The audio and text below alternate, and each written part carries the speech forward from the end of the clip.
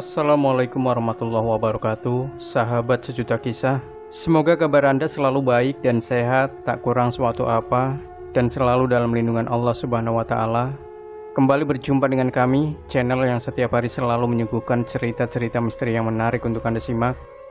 Dan kesempatan kali ini kami akan berbagi sebuah kisah nyata misteri yang berjudul Bekas Bangunan Tua yang Angker. Sebelumnya saya ingin memperkenalkan diri dulu. Nama saya Farid. Saya terkenal di teman-teman dekat memiliki kemampuan supranatural, dan saya sadar punya kemampuan itu semenjak SMP. Saya mengalami banyak peristiwa aneh, misterius, horor, dan gaib. Ada banyak cerita sebenarnya, tapi saya akan menceritakan satu kisah tentang rumah angker yang ada di kampung teman saya, namanya Heru. Waktu itu sekitar tahun 2006, umur saya sekitar 21 tahun. Saya lagi nongkrong di warung depan rumah Heru, sambil sesekali meneguk kopi hangat di waktu itu, baru selesai hujan. Saya dihampiri oleh dua orang sahabat saya, Heru dan Jaya. Kelihatan mereka mengajak seorang teman lagi sambil memperkenalkan diri. Dia bernama Anto, dan dia seorang mahasiswa yang baru ngekos di belakang rumah Jaya. Sambil memperkenalkan Anto, Jaya dan Heru memberitahu maksudnya Anto menemui saya. Ternyata mereka lagi ngobrol soal hantu, dan kebetulan menurut mereka, saya adalah pakar di bidang itu. Kebetulan hari itu malam Jumat, Anto ingin sekali melihat bagaimana wujud hantu atau jin itu. Saya langsung menolak. Saya bilang, aku nggak mau. Aku nggak mood.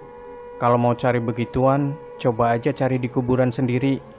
Ini kan malam Jumat juga. Begitu kataku. Tapi Anto ingin sekali. Heru dan Jaya pun ikut-ikutan merayu saya. Saya bilang, emang kalian berani? Mereka menjawab berani. Tentu harus dengan saya.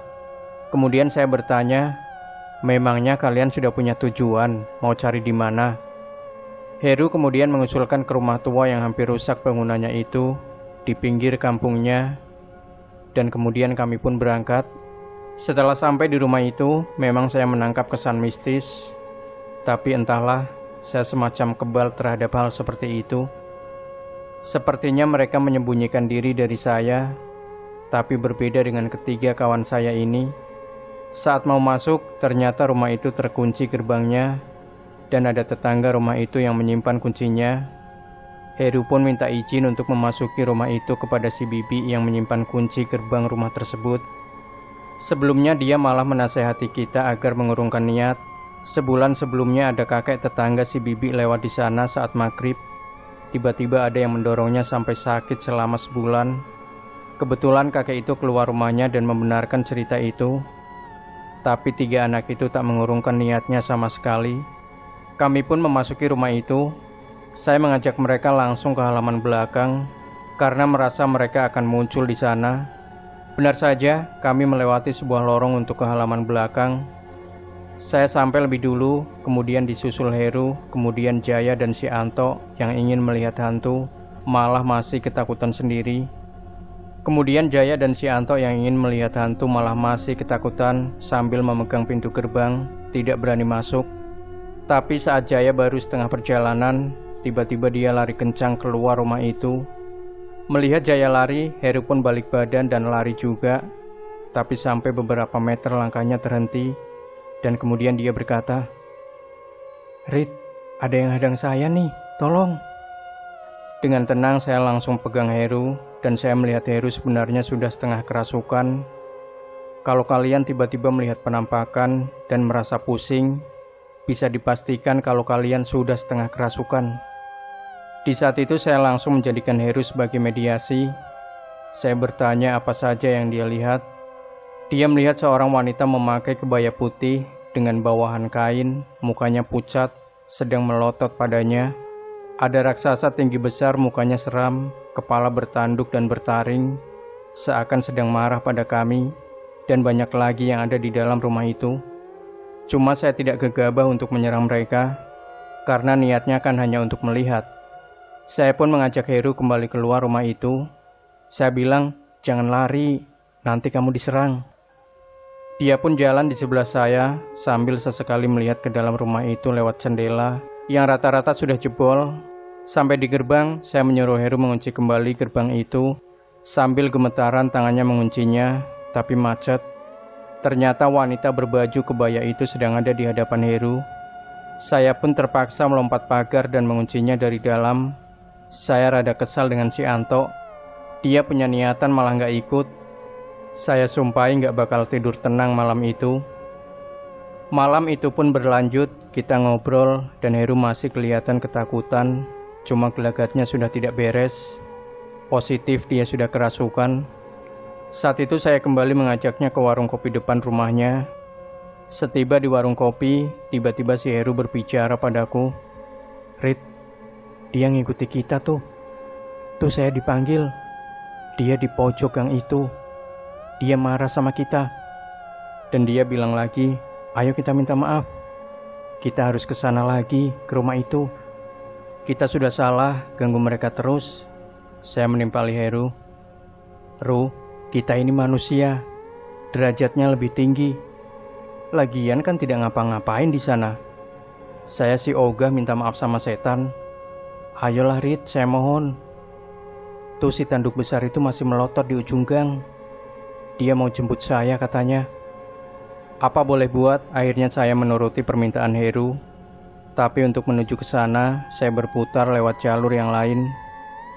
Saya rencana ingin menyadarkan Heru. Setelah sampai di depan masjid, saya pun bilang kepada Heru bahwa saya ingin buang air kecil. Heru pun menurut masuk ke masjid.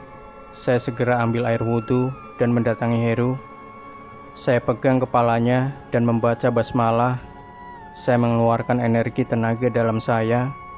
Sontak Heru kemudian teriak mengerang di masjid seperti binatang, sambil giginya beradu dan matanya menjadi menyala merah, dan tangannya sesekali mencakar keramik masjid sampai berbunyi. Saya agak kaget karena baru pertama kali melihat seperti ini. Biasanya korban kesurupan yang saya tangani cuma teriak kesakitan, tidak ada mencakar atau matanya bersinar. Setelah beberapa menit tidak sulit untuk mengusirnya, saya berbisik kepada jin yang merasuki Heru agar keluar atau saya bikin lebih menderita lagi.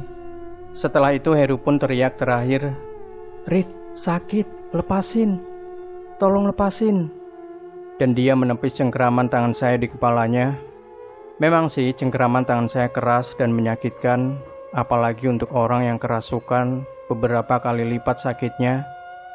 Saya pun bertanya, "Kamu sudah sadar, Sob?" Dia menjawab sambil bingung, "Kenapa saya ada di masjid?" Lalu saya menjelaskan bahwa dia tadi kerasukan, dan saya menanyakan di mana dia terakhir kali mengingat sesuatu. Ternyata setelah keluar dari rumah itu, dia tidak ingat apa-apa lagi. Kami pun kembali ke warung. Jaya dan Anto menyusul kami, mengira kami kembali ke rumah itu, dan mereka menyusul ke sana. Sambil menemuiku, si Jaya pun mengeluh pusing kepada saya.